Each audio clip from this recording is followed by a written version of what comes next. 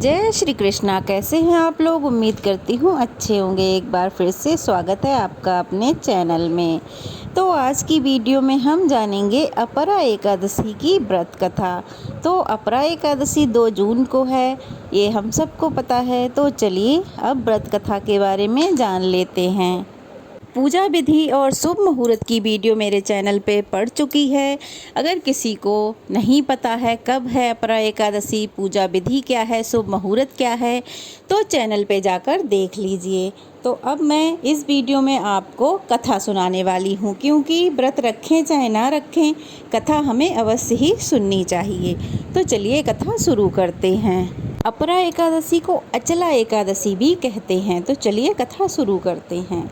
एक बार युधिष्ठिर कहने लगे कि हे भगवान, ज्येष्ठ कृष्ण एकादशी का क्या नाम है और उसका महात्म्य क्या है, सो कृपा कर आप मुझे बतलाइए। तब भगवान श्री कृष्ण उनसे कहते हैं कि हे राजन, यह एकादशी अचला तथा अपरा 2 नामों से जानी जाती है। पुराणों के अनुसार ज्येष्ठ कृष्ण पक्ष की एकादशी अपरा एकादशी कहलाती है, क्योंकि यह अपार धन देने वाली है। जो मनुष्य इस व्रत को करते हैं वे संसार में प्रसिद्ध हो जाते हैं। इस दिन भगवान त्रिविक्रम की पूजा की जाती है। अपरा एकादशी के व्रत के प्रभाव से ब्रह्म हत्या, भूत योनि, दूसरे की निंदा आदि जैसे सभी पापों से मुक्ति मिलती है। इस व्रत को करने से पर स्त्री गमन, झूठी गवाही, झूठ बोलना, झूठे शास्त्र पढ़ना या झूठ बनाना आदि सब चीज़ों से मुक्ति मिल जाती है। सब पाप नष्ट हो जाते हैं। जो क्षत्रिय युद्ध से भाग जाए वे नरकगामी होते हैं, परंतु अपरा एकादशी का व्रत करने से वे स्वर्ग को प्राप्त होते हैं। जो शिष्य गुरु से शिक्षा ग्रहण करते हैं फिर उनकी निंदा करते हैं वे अवश्य ही नरक में जाते हैं, मगर इस एकादशी का व्रत करने से वे इस पाप से मुक्ति पा लेते हैं। जो फल तीनों पुष्कर में कार्तिक पूर्णिमा को स्नान करने से या गंगा घाट पर पितरों का पिंडदान करने से प्राप्त होता है, वही अपरा एकादशी का व्रत करने से प्राप्त हो जाता है। मकर के सूर्य में प्रयागराज के स्नान से, शिवरात्रि का व्रत करने से, सिंह राशि के बृहस्पति में गोमती नदी में स्नान से, कुंभ में केदारनाथ के दर्शन या बद्रीनाथ के दर्शन, सूर्य ग्रहण में कुरुक्षेत्र के स्नान से, स्वर्ण दान करने से अथवा अर्ध प्रसूता गौदान से जो फल मिलता है वह सारे फल इस अपरा एकादशी के व्रत करने पर ही मिल जाता है।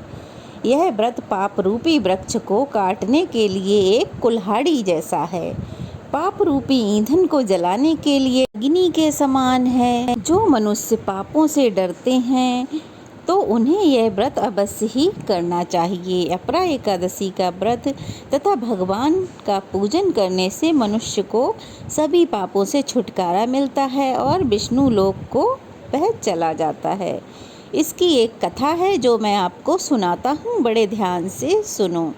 प्राचीन काल में महीध्वज नामक एक धर्मात्मा राजा था। उसका छोटा भाई था वज्रध्वज। वह तो बड़ा ही क्रूर, अधर्मी और अन्यायी था।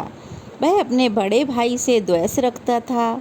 उस पापी ने एक दिन रात्रि में अपने बड़े भाई की हत्या कर दी। उसकी देह को एक जंगली पीपल के नीचे गाड़ दिया। इस अकाल मृत्यु से वह राजा प्रेत आत्मा के रूप में उसी पीपल पर रहने लगा और अनेक उत्पात करने लगा। एक दिन अचानक धौम्य नामक ऋषि उधर से गुजर रहे थे। उन्होंने प्रेत को देखा और तपोबल से उसके अतीत के बारे में जान लिया। अपने तपोबल से प्रेत उत्पात का कारण समझा। ऋषि ने प्रसन्न होकर उस प्रेत को पीपल के पेड़ से उतारा तथा परलोक विद्या का उपदेश दिया।